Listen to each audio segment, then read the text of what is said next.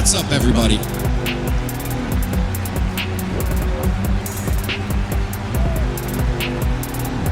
Welcome to One Set. What's up, everybody? What's up, everybody? Welcome back to another brand new episode of the One Set Podcast. My name is Anthony Irvin. I'm here with my buddy Jim Green, where we talk WWE. We follow the latest storylines and predict the future of those storylines. Jim, what's up, buddy? Dude, SummerSlam is this weekend, and like without going into like too much of like how chaotic both of our lives are, like you got your son's 6th birthday party coming up this weekend. I have my company's annual event this weekend. Yeah, this is definitely a big, busy weekend, and reason we weren't here last weekend or last week. I had just had my birthday. I turned 40, and I had a big milestone of if anybody has been watching us for the last 6 or 7 months, you've probably been seeing my face slim down. So I have been happy to tell people that I have lost 50 pounds over the last 6-7 months. So I am happy to be at least saying that to a lot of people now. And dude, you look great, dude. Like I feel a lot better. I came out and saw you play at the Street Lake Kitchen, and I literally told you, I was like, dude, you look great. And you just stopped and you were like, thanks, bro. It's always good to have that motivation, and you and our other friend Matt have been really just a good support team and just keeping everybody motivated. But not to go too much into anymore, we do got a lot to talk about tonight with what happened with SmackDown, what happened with Raw, and we are going to get into our match predictions. So make sure you guys are in the chat. Let us know what you think is going to be happening this weekend. Let us know your predictions. Let us know what night you're looking forward to better. I mean, I think it's pretty spread out, a little even, but then some people might be thinking night 1's better, some people might be heading more towards night 2. I saw an attendance, and it looks like night 1 is a little bit more packed than night 2, so there could be some controversy surrounding that. So there's a lot that we can talk to, but before we get into it, I know we missed this, but we're going to do this right now. Jim, let everybody know where they can hang out with us outside of our episodes as well. That is the Facebook group One Set Fam. Again, that's a Facebook group, the number One Set Fam. Come hang out with us. It is all of our community interaction and engagement. We chat all things wrestling with you. When I say all things wrestling, to be fair, we chat WWE talk. And it's not because we think it is better than everything else. It is just what Anthony and I have been following since we were in middle school. It's all we know. It's what we know enough to talk about on an internet format, like absolutely, yeah. You know what I mean? Okay. Shouts out to all our One Set fam. You guys can also check us out on Spotify and a lot of the other streaming platforms. So it's all in the description below. Don't want to have to really say all these different platforms, but you guys can check it out all in the descriptions below, and you guys can check our re-uploads later in the week. But we want to thank everybody for being here live with us, obviously. So shouts out to everybody. So let's get into what we thought about SmackDown first. I mean, we had a big fatal 4-way match that was going down. Do you want to start off with that, or kind of go little by little into the night? Well, I think we should talk about the intro, which I was listening to something either yesterday or today, and a wrestling channel on YouTube, and they really hit home on most of the time. If the opening segment of the show is done right and like the crowd is really, really into it, it really feels like it sets the tone for the rest of the episode. That I will really say, does. There are episodes where it's like, wow, the intro was really good, and then the rest of the show was just kind of So it's like, but most of the time, like if the opening segment is kind of meh, the rest of the show is gonna feel kind of meh. Like you got the show started off on the wrong foot, Right. to an extent. Friday Night SmackDown, they had they opened with Adam Pearce and Nick Aldis in the ring. They had Gunther come out. Adam Pearce told everybody Nick Aldis would be stepping down as general manager of SmackDown. Adam Pearce is now general manager of both shows for the time being. Conflict of interest. General managers can't, compete in the ring against the superstars. Okay, we are off to the races. Nick Aldis is officially an active member of the roster as a superstar right now. I can't wait. I'm so stoked for it. And I thought that he delivered really well on the mic. I mean, Nick Aldis is always good on the mic, but to see him he is now a wrestler in an active feud with Gunther, right? Just all things being said, I know we're going to get to the predictions later on. We as fans are going to win when we see Nick Aldis in the ring at SummerSlam. I don't think he needs to beat Gunther here. I think Gunther needs to beat Nick Aldis, right? Like, so Gunther needs a lot of the win here because going from beating John Cena and we've been saying this for a little bit over the last couple months, the fact that he's been going on this tour of beating all these greats, but then they've had nothing for him the last couple months other than just doing the whole Cody Rhodes thing. But I felt it's been a lackluster of utilizing Gunther in this form when you just had him beat like the current GOAT of your company. It's almost like, Oba is, potentially going to be beating Brock Lesnar this weekend. He's been on this road to be like, okay, we need to project this guy to the moon. Gunther should be on that same projector too. I mean, you just had him beat John Cena. There's no reason why him and Oba should not be fighting for that top spot at this point. And if they're thinking that, we could be getting that, later down the line. But to sum that up, Gunther definitely needs to beat one winning out of this. And I don't have any, faith in Nick Aldis, having any type of chance to win this, because I mean, if it's a one-off or just having him being written off for a little while and then taking another GM for SmackDown, but yeah, Gunther needs all the wins in this one. Yeah, absolutely, and I'm just excited to see Nick Aldis in the ring. I did go Me too. And watch. Yeah, I did watch Nick Aldis versus Cody Rhodes in AEW. And I was like, okay, Nick Aldis is gonna be a beast against Gunther. I can't wait to see it. Yeah, I'll have to see that. I have yet to see him wrestle. I'll have to do my research and look at that, because I knew he was a former wrestler. Again, didn't know he was from AEW. But yeah, so it should be interesting. I mean, he's obviously got the build. So yeah, I think I don't know if he was in AEW specifically, but like they do the show, they do the cross promotion stuff in AEW. So I think like he wound up on All In or All Out Gotcha. with the NWA championship and defended against Cody Rhodes. Gotcha. Anyway, gotcha. I think it was Cheyenne told me like, hey, that match is official, by the way. And I was like, what? And it was like right before we were going to bed, and I woke up the next morning and I YouTubed the match, and I was like, okay, let me see Nick Aldis wrestle. Like first thing I did, like before I got up and got ready for school, I literally watched that match. Right.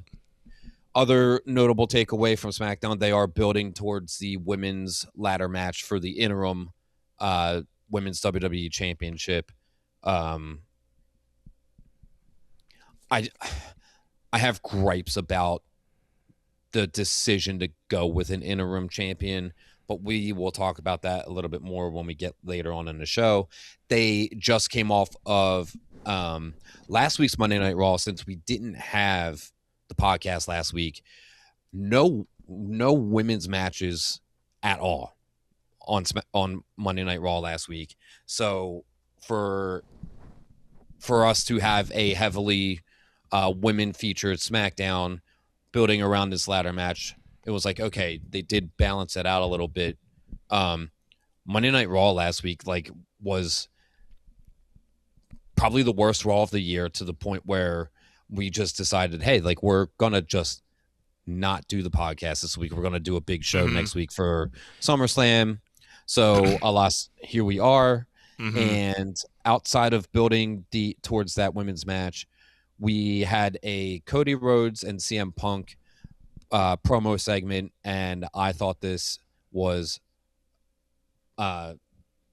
just bad. I just was watching it and I was like, how did they open with Nick Aldis and Gunther and get to the WWE title promo segment? And I'm like, this is Cody Rhodes and CM Punk. What are they doing? I hate this, I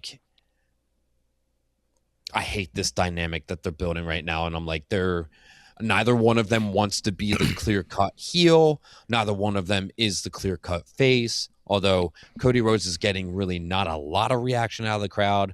CM Punk is trying to make jabs in a way to garner some sort of heat so that he isn't just the baby face of the feud, because Cody Rhodes can't be a heel, right? So very interesting stuff, to the point where I'm like, it's not very interesting stuff. It's an interesting dynamic, and the way that they're delivering it, I am not sold and not excited for this match. I think the match is going to be good because they are great in the ring. Absolutely. But other than that, I didn't get to see all of it. I won't say that I felt that it was bad, but I would agree that if it does feel like I'll piggyback off what you said, they don't know which one wants to push forward in taking the role. It's like they're both trying to get something out of both of them, but they're not connecting, or in some way like there's something else missing. And I feel, Roman and Seth this past week on Raw, their go home promo was a lot better than, because you can obviously tell Seth, and we'll get to more of it, but you can obviously tell Seth is trying to physically get in to Roman's head. And it got me excited for that type of Seth, because we haven't had this Seth in a while, where he's been being back to that manipulator of, getting in your head, playing jokes with you. And, I really love that Seth, and I felt like that came out of him in Raw this past week. And Roman almost didn't know how to tackle that, because he hasn't had somebody like that in a little bit, so that you can definitely tell it was getting under his skin a little bit, where from what I can remember with Punk and Cody's, it was more plain safe. It was, I love you, I don't like you.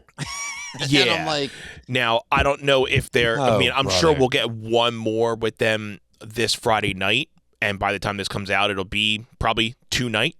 But so I'm anticipating they get one more shot, and hopefully this is the one that it can be like, all right, we're either getting Cody as, the person that's, putting a stab at this, or the traditional, saying that, okay, Punk's going to, put something on this and put his stamp on it.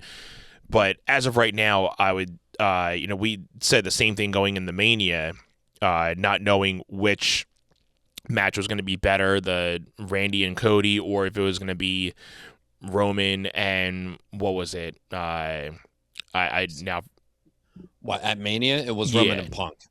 Roman and Punk, and then Randy and Cody. We were both like, I don't know which one's going to be, because nobody's kind of shot in their thing to go over. But, I think right now, Seth and Roman are definitely further ahead, I feel, because they have a lot more history that they've got, and this is like their first like legit match headliner for a pay-per-view, so everybody's looking forward to it. But I definitely don't doubt that Punk and Seth is going to put on an awesome match, but it's like the selling of this story has just been blah over the last couple weeks, and it's like, okay, they need to when's that flame going to be put into effect of like to get me something to be like, all right, I know I'm going to watch this, but now I'm excited to watch it. I haven't got that yet. So where I felt that with Seth and Roman this week, I'm like, all right, I knew this match was going to be great, but their last segment that Monday night was like, all right, now I'm all in on this one. Yeah, I just feel very strongly in regards to Cody Rhodes' best feud is with Dwayne Johnson. It's with The Rock. So like when they were selling WrestleMania 40 and we watched the absolute beatdown that The Rock delivered to Cody Rhodes, and we were all so like we were sinking our teeth into that.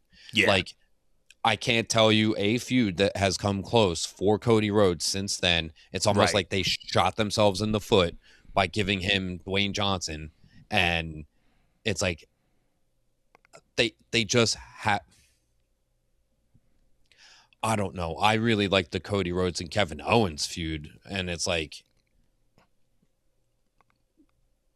I just can't wait for Kevin Owens to get back and like just let us have to get back to. Yeah, I hope he returns like sooner than later and immediately give us Cody Rhodes and Kevin Owens and like let them have a feud. With please with like without the WWE title in the picture. I would love that. Because then you just have Sami Zayn win it at WrestleMania, and you have Sami Zayn versus Kevin Owens for the WWE title. Like, just give it to us, would you? Yep, just give it. Yeah. So, speaking of Sami Zayn, he is backstage demanding with Adam Pearce to be added into the triple threat. And I thought that his backstage promo was so good. I'm like, Sami Zayn is hitting his stride because they actually they did the thing. They pulled the trigger and they put the belt on him. He felt what it was like to have the title. And now he's like, okay, if I want to get that belt back, I have to be top notch all the time. And I think he might be doing it. Like he is making like his promo that he had with Adam Pearce, aside from he slapped the water bottle off the table and then he tried to Adam Pearce was like, I'm going to go check on Nick. And Sammy's like, yeah, you go check on Nick as Adam's closing the door. He goes to slam the door, but the door's already almost shut. So he's like, it's like right there. And then he goes to pound on the door and like his arm didn't swing back far enough. So it was just very like, right. I was like, just stick to the talking. Like the talking was Sammy. Really Oh, Samuel. So other than that, Adam Pearce said there's a fatal 4-way tonight. The winner of that faces Sami Zayn at SummerSlam to determine the number one contender for the WWE title. Now, I will say this. I actually do like that we have a number one contenders match on a PLE, let alone it's SummerSlam. And I'm like, we get to that fatal 4-way. It is Royce Keys, Finn Balor, Damian Priest, Trick Williams. I'm like, okay, Royce Keys is already in a match, so that's funky. But they were in Oakland, California, which like Royce Keys is from the area. So I'm like, fine, put him in the match. Yeah, whatever. He's not going to win it because he's involved with Solo and LA Knight over on Raw. And I was like, man, don't let Damian Priest win. And please not. Yeah. I was like, Trick Williams has the United States title. And it's like, but are they really going to let Finn Balor win? And sure enough, they did. And it's like, okay, Finn Balor has won 3 matches in a row. Are we getting excited yet? And it's like, maybe just a little bit, but I'm not getting my hopes up, right? Yeah. Yeah, I mean, that'll be another good match with Sami Zayn and Finn Balor. I mean, I'll definitely be pulling for Balor to get something because, again, he is another champion that never technically lost the Universal title. So he definitely is, in the running for another chance at that title too. Yeah. And give us CM Punk versus Finn Balor they gave us at the Elimination Chamber, except that match was made where CM Punk was already defending against the winner of the Royal Rumble that was Roman Reigns at WrestleMania. So it's like nobody really cared about the match. So like if Finn Balor beats Sami Zayn at SummerSlam and we get Finn Balor versus CM Punk, and it's like, hey, this is just the next match. There is nothing happening after that. It's like, okay, so you're telling me Finn Balor could potentially, right? Like beat CM Punk.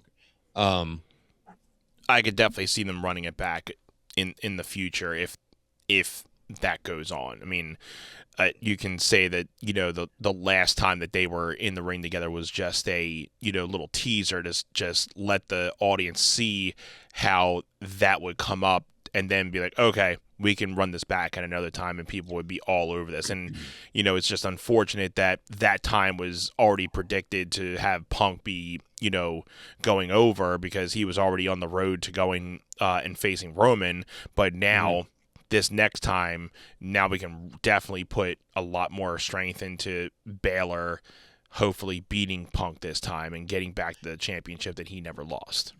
Right. Well, we also had the dynamic that CM Punk was just a straight babyface.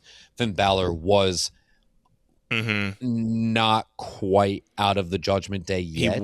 He was just starting that happening. Yeah. So now it's like, okay, Finn Balor, there is no Judgment Day. He is the babyface. CM Punk is like showing tweener tendencies, like he could float either way. So the dynamic is different, and we are talking about the WWE Championship, not the World Heavyweight Championship. So you can say like, oh, they had this match, like it's not the same, like it's a different situation. So I'm excited for that. If it is Sami Zayn and we're getting Sami Zayn versus CM Punk, it's like, okay, we've seen this before, kind of, but Sami Zayn is also on a different level at this point because he is now a former WWE champion, right? So we'll see. Yeah, a lot of different ways it can go, but yeah. Those were the big takeaways from SmackDown. If we want to just jump into Raw real quick. Definitely. They're from the Intuit Dome in Los Angeles. I'm thinking this is a go-home show. Like, we're going to get some good stuff going on here. They have the Hell in a Cell hanging above the ring. We are starting with the weigh-in. Triple H is in the ring with Adam Pearce. So Obafemi comes out. Brock Lesnar and Paul Heyman come out. The cell is lowered, and Brock doesn't get in the cell, and they do this whole thing. Paul Heyman's mic isn't working. I'm like, that's weird. That's different. That never happens, really. The whole opening of Raw was goofy, and Oba just beat up the LAPD, quote unquote.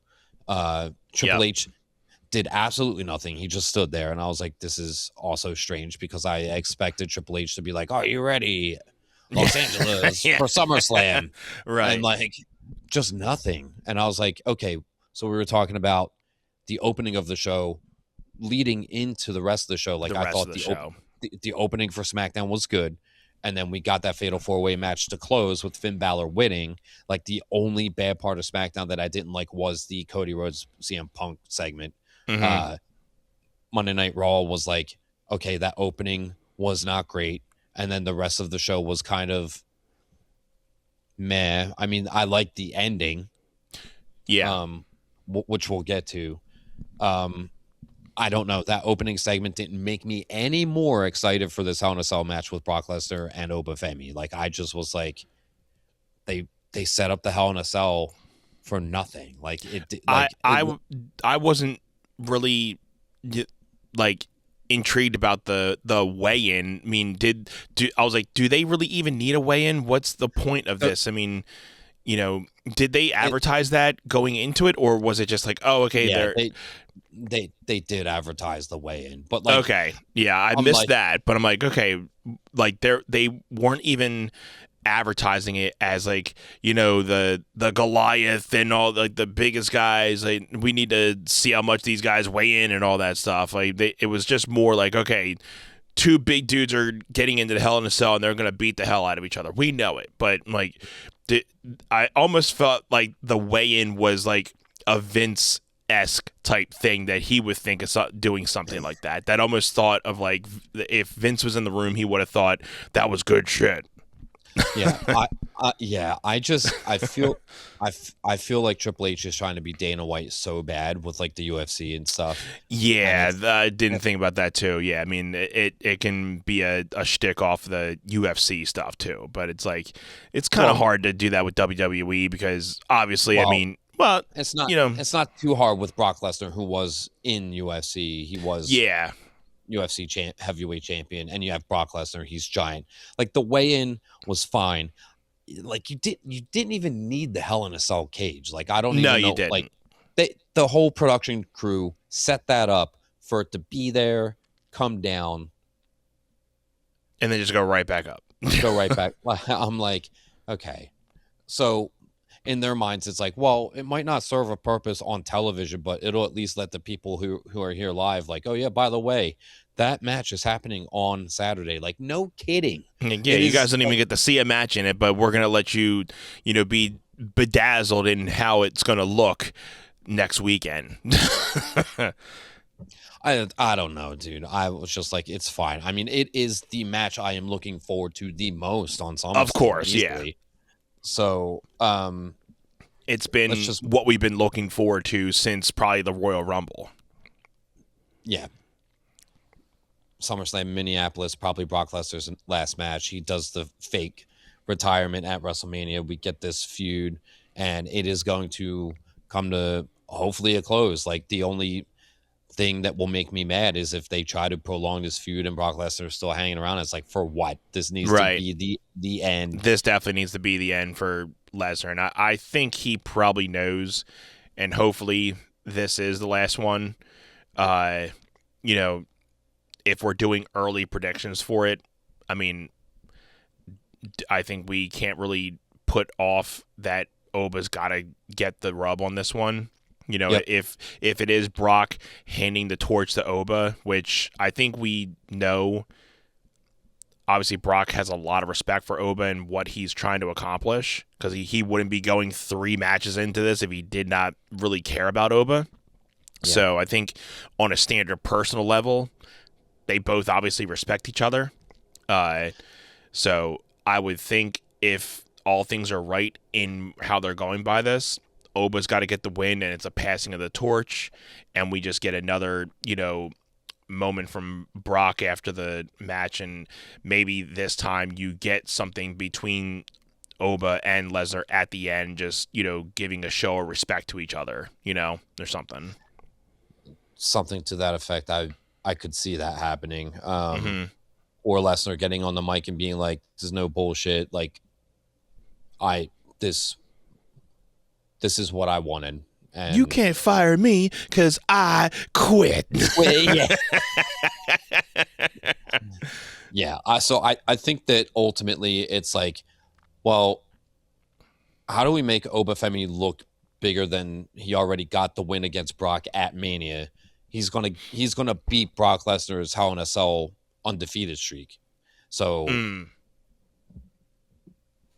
I think that's got to be the play here, outside of that, from Raw, we had the pre-SummerSlam Vision versus Alpha Academy tag match, which resulted with Braun Breaker hitting the spear on Otis and Austin Theory doing the nasty chair shot to Otis. Otis is going to be off TV for a while, I would imagine. Yeah. And I call it the pre-SummerSlam show because it's like you have Braun Breaker, who was supposed to be a world heavyweight champion, and he's not even going to be on SummerSlam. Not even going to be on the card. Such a shame. Such a shame. I just hope that in 2027 we get the Braun Breaker that we were supposed to get this year. He just is a casualty of the injuries. We've talked about this at length. We had the Joe Housen concert from Joe Hendry and Dan Housen. I will say, if you were in front of a different crowd, this might have read a lot better on television. I think if you would have put it on a different night as well, they probably could have saved this, because it's not like they're even Well, yeah, Danhausen's facing Dom, but still, they could have saved this type of segment for after SummerSlam. I mean, this had no, It was goofy, bro. Like it was just yeah. real goofy. I mean, like it was a catchy song. I know they're trying to hype up the Danhausen thing with it, and being the kid perspective type thing, but it was definitely, and the fact that Joe Hendry has been this big star, but it's like now they're just feeding him like just crap. So well, the concerts have been a Joe Hendry thing since his days in TNA and NXT. And the concerts have been fine. It's just this specific one. It's like I just think the song itself was like just cringe, and I'm like, they could have thought of something better.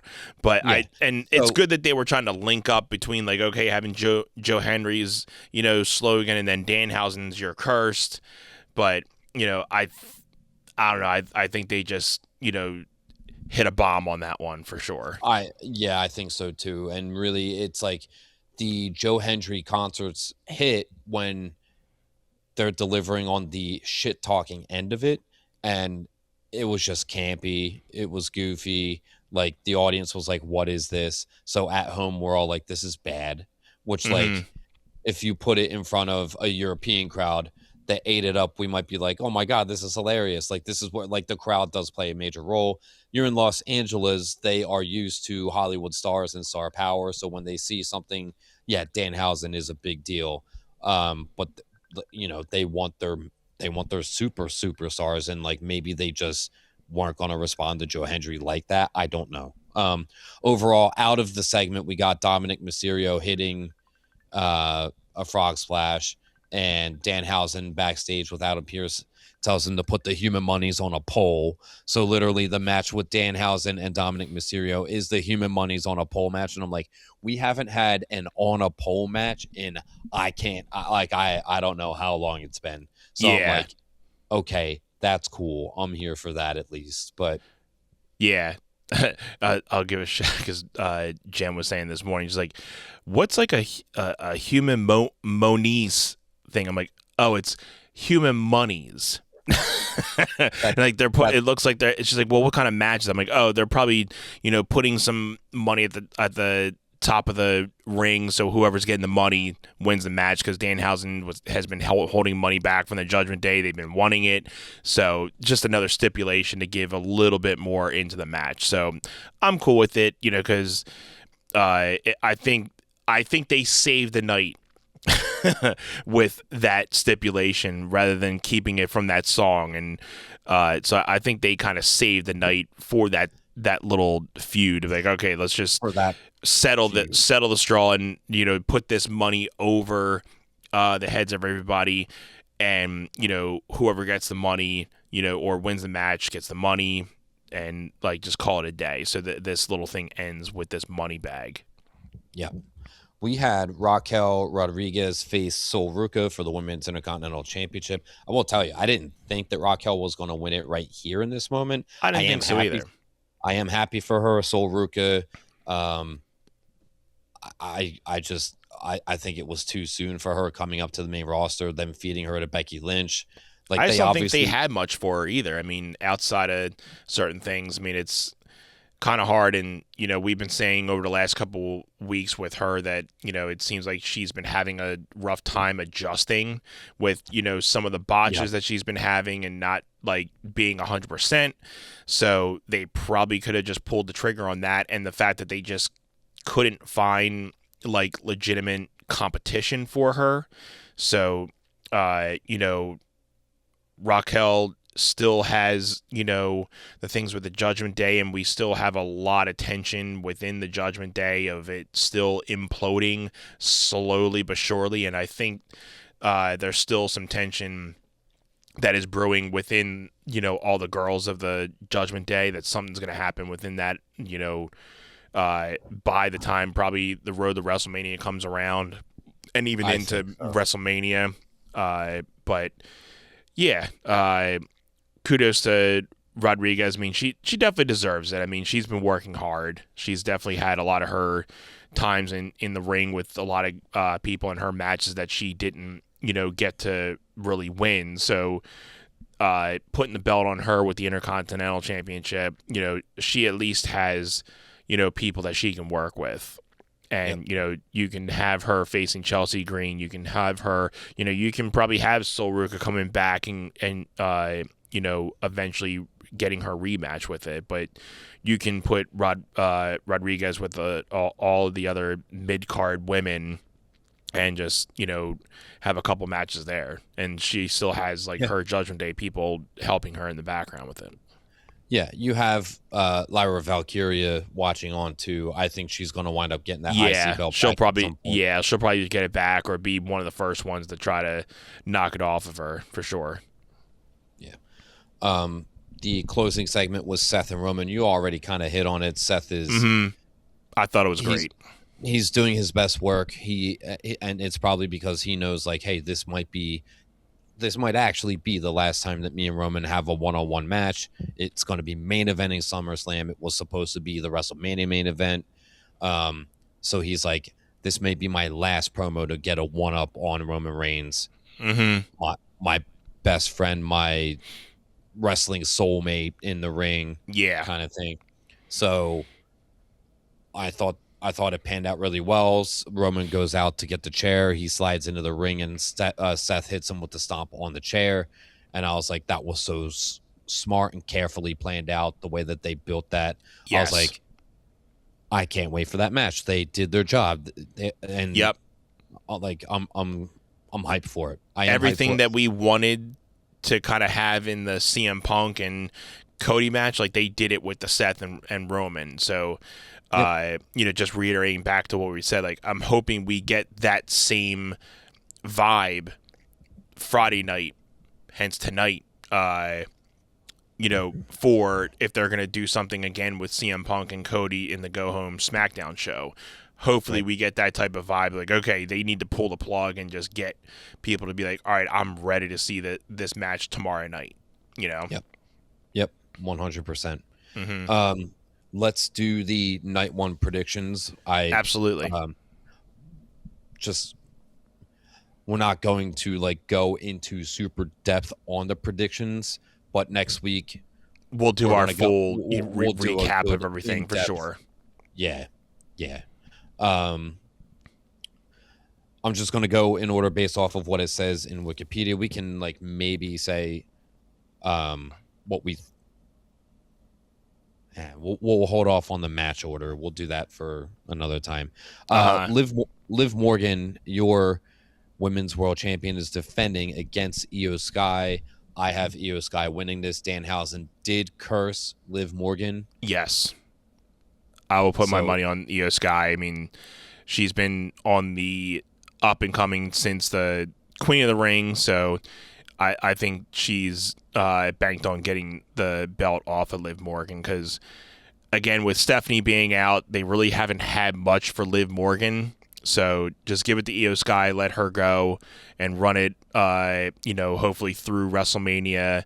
And then I want to see Rhea Ripley get it off of Io Sky because Rhea has yet to beat Io Sky. So, give that to me. Or they do... Rhea Ripley returns.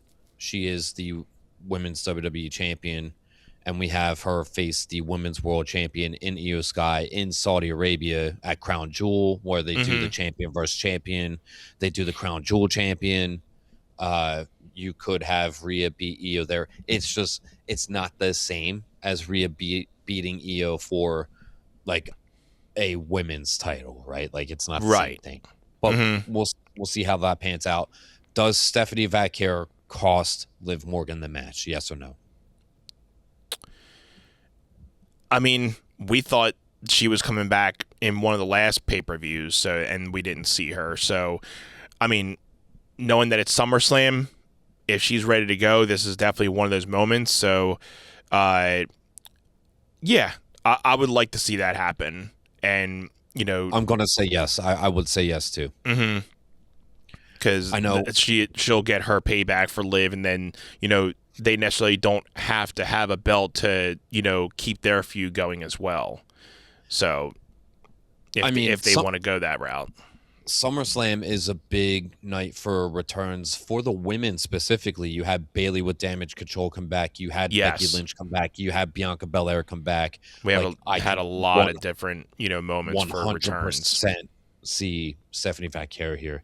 Let's move on to the next match. Listed, it's Obafemi versus Brock Lesnar, Hell in a Cell. We have Obafemi winning. Obafemi. Let's predict, how long do you think the match is going to go? If it's Brock Lesnar's final match, do they go 25 minutes? I was going to say no less than like 10, 15 minutes. It's got to be at least 15, dude. It's Hell in a Cell. You can't, do not give me a Hell in a Cell match in 12 minutes. I will be, it would be pointless. So yeah, I mean, if 10, 15 minutes being like, I would hope it's closer to the 15 minutes, but if they're really going all out and this is like the final go round for Brock, he's going to put it all on the line. If he's going to take Oba in a 20-minute plus match, this is the match to do it. This is it. I like 20 minutes. Like, I will be happy with 20 minutes. I'll be happier if it goes 25. If it goes 15 and it is like, it doesn't feel like 15. It feels like it was way longer. Like their last match was only like 6.5, 7 minutes, but it felt like a 10 to 12 minute match. Like, right. We'll just have to wait and see. CM Punk is your WWE champion defending against Cody Rhodes. I have Punk retaining. I don't think Punk's going to lose that belt anytime soon. Because they've been hot potatoing this title. I think that Punk's stipulation for coming back for less money was put that WWE title on me, and I'm taking it to WrestleMania. You can't change my mind on that. I think there's a lot at stake at this, but yeah, I'm gonna have to agree. I'll take CM Punk retaining because, there is the whole Sami Zayn thing going around, and it's obviously that Sami Zayn's on the second night, so there could be a way that Sami Zayn gets involved in this if he's really trying to play that type of game because, Punk took it off of Sami. So, there could be a way that Sami tries to screw over Punk in this match. I actually think CM Punk winds up turning full-blown heel by WrestleMania, and that's what gets Sami Zayn the win against CM Punk, the guy that took the belt off of him. Gotcha. So, but I think in a simpler way, I think CM Punk retains for sure. Yeah, if it goes without any disruptions or anything, just a full one-on-one standard match, I'm going to go CM Punk retains. Yeah, could also have a returning Randy Orton take out Cody Rhodes here. That I don't know if there's a whole bunch of returns that we're looking forward to, and definitely Randy Orton is one of them for sure. Do you think Randy Orton let's just, as we're going through the predictions, say that everybody's returning, and then at the very end say who's not returning, because they're not going to do all of them, right? Exactly. So let's just assume Randy Orton's returning here. After that, we have. Let's skip to Gunther versus Nick Aldis, which we've already talked about. Gunther has to win that match. We as the fans win in getting to see Nick Aldis wrestle. I'm looking forward to it. Yes. Yeah. Definitely looking forward to it. We have the 6-man and the 6-woman tag matches. The women's is the Bella Twins with the returning Nikki Bella that just happened on Friday Night SmackDown. I forgot to mention that. It's the Bellas and Paige against Fatal Influence. I think Fatal Influence has to get the win to keep the momentum moving here. I was going to definitely agree and say, Fatal Influence has to get the win here. And I'm hoping this is the chance that we've been talking about, that Nikki, turns on Paige, and then we get the whole Bella Twins back, and then we get Paige and Nikki down the line. But yeah, Fatal Influence has to get the win here to keep their momentum going. I think they're definitely pinning them into some good things down the line. So yeah, to keep their momentum going, Fatal Influence definitely has to get the tag belts off of Brie Bella and Paige here. They have the tag belts already. Fatal Influence. Oh, okay, that's right. That was on the last pay-per-view. Saturday Night Main Event. That's right. Yeah, so they lost it there. So they're getting the rematch. But yeah, so Fatal Influence retains, but I still see a Nikki, I still see Nikki taking out Paige after, because somehow, maybe Paige... Fatal Influence wins the match, and then Nikki takes it out on Paige. Yeah, like Paige does something to cost them the match or something, or Nikki doesn't like something that Paige did, and we get, Nikki taking it out on Paige. So I love it. LA Knight, Solo Sikoa, Royce Keys against the Usos and Jacob Fatu. What do you think? I am gonna say LA Knight, Solo, and Royce Keys have to get this. Bloodline, it's not gonna hurt them much if they lose. But yeah, if they're trying to make a statement, because I'm thinking this is going to probably run back for War Games, if anything, or sometime within SummerSlam or Survivor Series. So my guess is we get LA Knight and Solo and Royce here. The only way I'd say they lose is if we get a debut of Zola Fatu here. Yeah. So yeah, the long-awaited Zola Fatu that we've been long for waiting. If this is the time, SummerSlam's the time, because it is like our second WrestleMania in a way. So yeah, I'm gonna go with LA Knight and Solo and Royce, unless they fall to the debut of Zilla Fatu. What do you think? I think that LA Knight, Solo Sikoa, and Royce Keys, each individually and as a unit, need the win. They have to get the win. LA Definitely. Knight needs that momentum.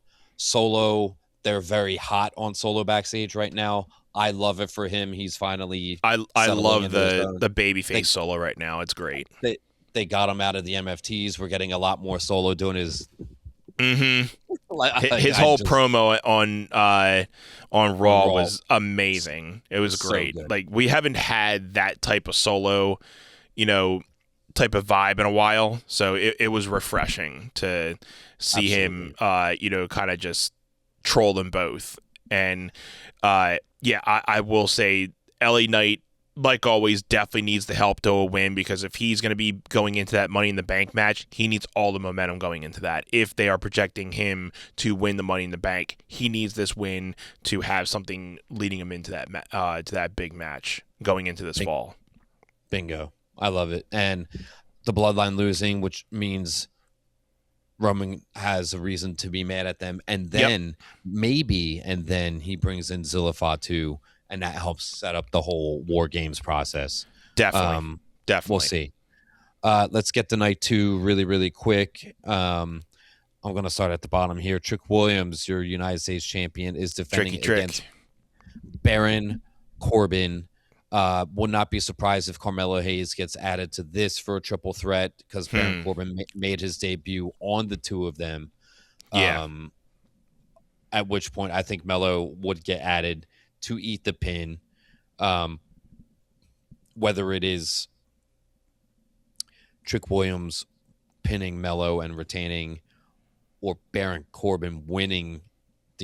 I can't see them giving Trick Williams that fur title so recent. Yep. For him to drop it to Baron Corbin. I got Trick Williams winning this. I mean, Trick has been on a roll, and like you just mentioned, they just branded him with the fur belt. So there's no point of you debuting that within the last month, and then he's going to lose it at SummerSlam. He's going to win this. Baron Corbin just coming back. I mean, he can get it. Who's really been like, I am so glad Baron Corbin's back. I haven't heard that from anybody. So yeah, Trick Williams all the way on this one. It's gonna be a great match, and just not to go too much into it, but I just saw I'm only 3 episodes into Unreal, but they have been. There was a whole episode really big on Trick and Lash. And they were praising Trick Williams backstage, saying like this guy is going to be money down the line. So they really have a lot of respect for Trick Williams in the locker room. So yeah. Yeah, Gambino, Trick Williams is never going back to the bottom. I think if anything, the only way for him to go is up from here. So, other than that, Sami Zayn versus Finn Balor. Look, this is a win-win for me. I obviously we were talking about Finn Balor versus CM Punk again. I would not be mad about Sami Zayn getting the win. But I would prefer Finn Balor to get the win. Same. So Me too. I am going to say this is one of our 50-50s where like you want Balor to win.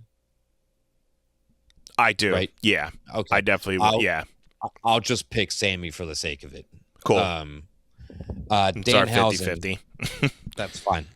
I would prefer Finn Balor to win. I have been a Balor fan for way longer. Yeah. Same name, but I'll just, for the sake of getting a 50-50 in. Danhausen versus Dominic Mysterio. What do you think? I'm kind of 50-50 on this one.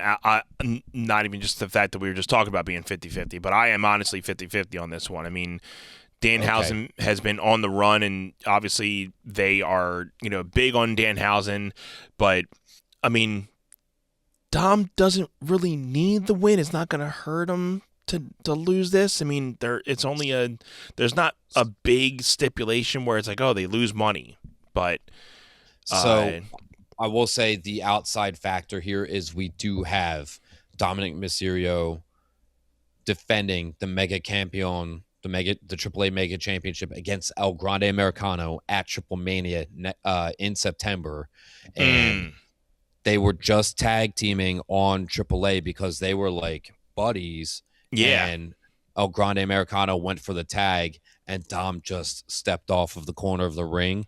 He walked up the ramp to a bunch of boos, and out came Omos and put his arm on his shoulder. So it's like, oh geez, we're gonna have to get El Grande Americano maneuvering around Omos to beat Dominic Mysterio. Like, it's a really good play.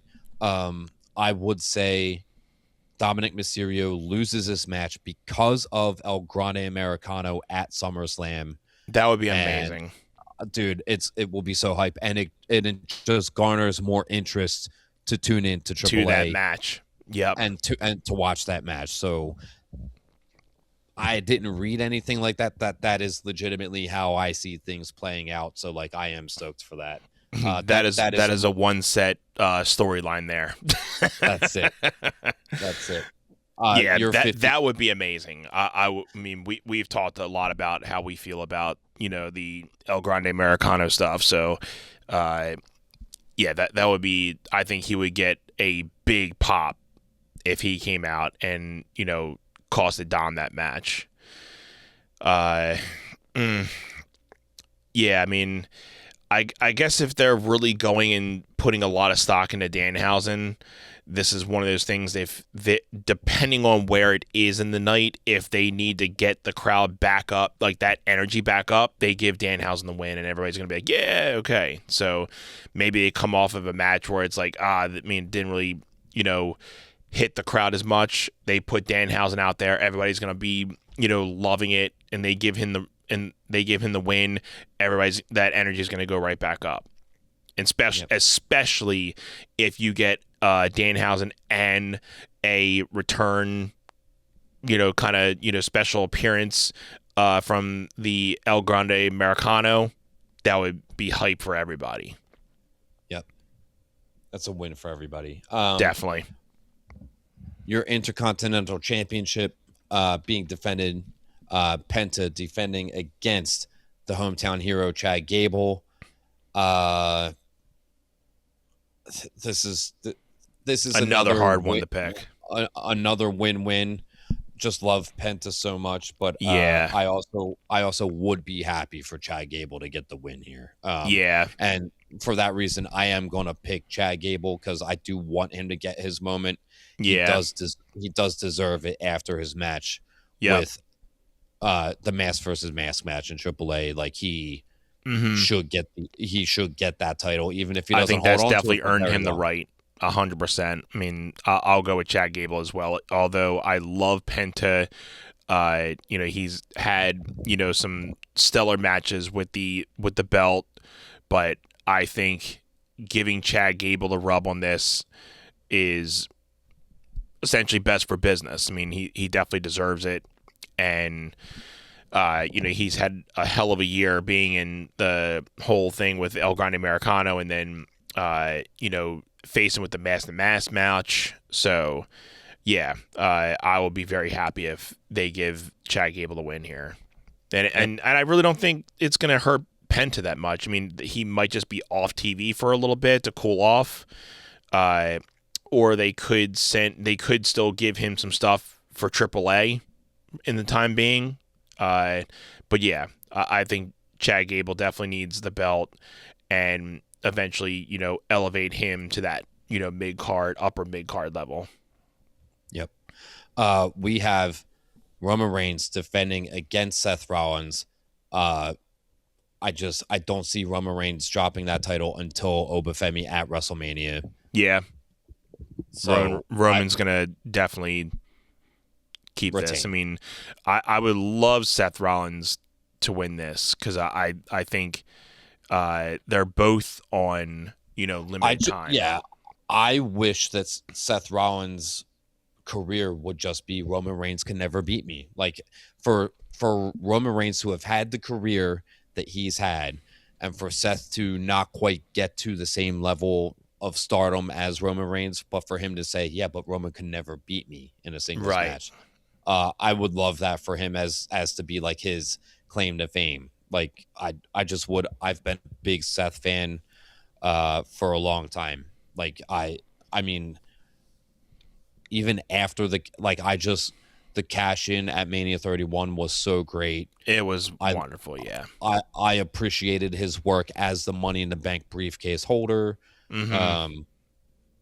The work he's put in the last 13 years. And especially when we saw him at Mania 35 beat Brock Lesnar for the Universal title as the Beast Slayer, I was like, let's go, Seth. Let's go. I mean, if we don't get any symbolism to their Shield days within this match, I mean, they have to throw some type of symbolism within that, and do some type of thing with the chair shot or something that goes along, like probably putting some type of spots in there that kind of chronologically go through the things that they've both had to deal with over the last couple of years, and the Seth ending the Shield, and Roman and Seth with the cash in.